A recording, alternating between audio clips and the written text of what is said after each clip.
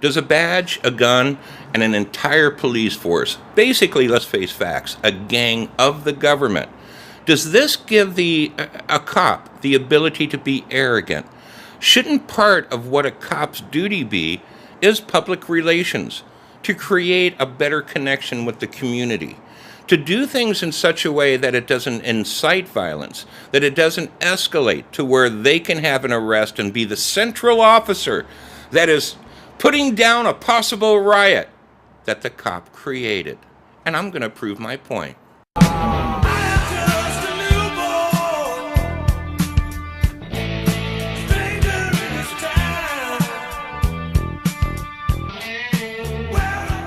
All right, so here we are in New York City once again, as usual. We spend a lot of time in New York. It's just mostly amazing. What we got here is and this is really common. I was in New Orleans for almost 10 years, and having what they call curbside barbecues are really, really popular. That's where the community gets together, and most of the time the food's given out for free. Almost like there's a little bit of a status to it, a little bit of the community coming together. But you see, in New York City, and I've got the video, and I want you guys to look at this. I can understand the code, the fire code, but I can also understand how you handle a situation is really, really important. Everything that this officer did was arrogant. I mean, you can just see it. It's almost like he took joy in pouring the water over these people's food.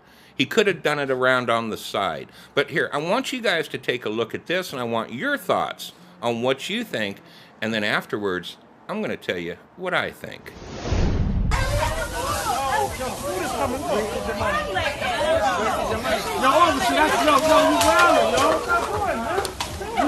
Officer, you wildin', yo.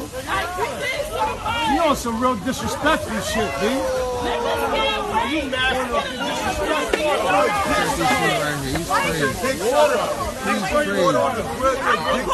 You from 2X precinct? Dick sucker.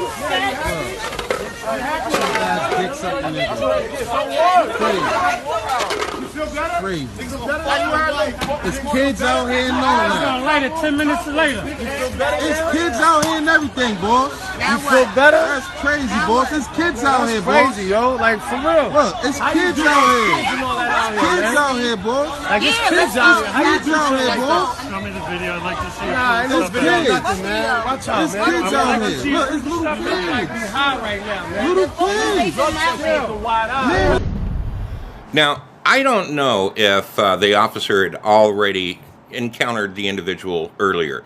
It almost appears as if he did, because you could tell that the man was attempting to get the food off as quick as he could. But that cop, no, I'm going to diss you. I'm just going to pour my water all over it.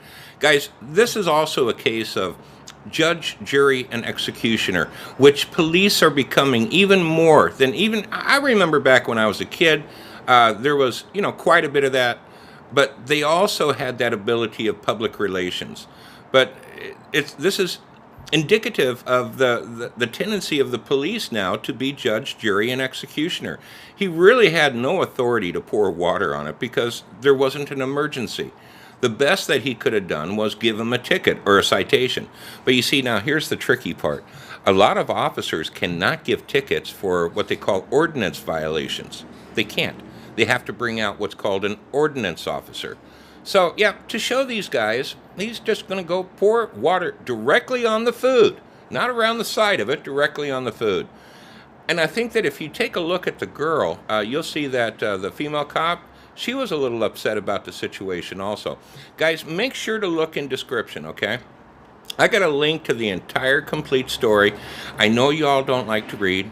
This is why you're on YouTube. I'm well aware of that. I understand that.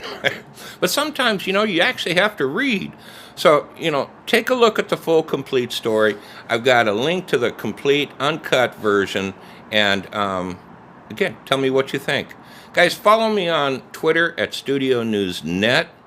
I'm John Masters. That's my story, and I'm sticking to it.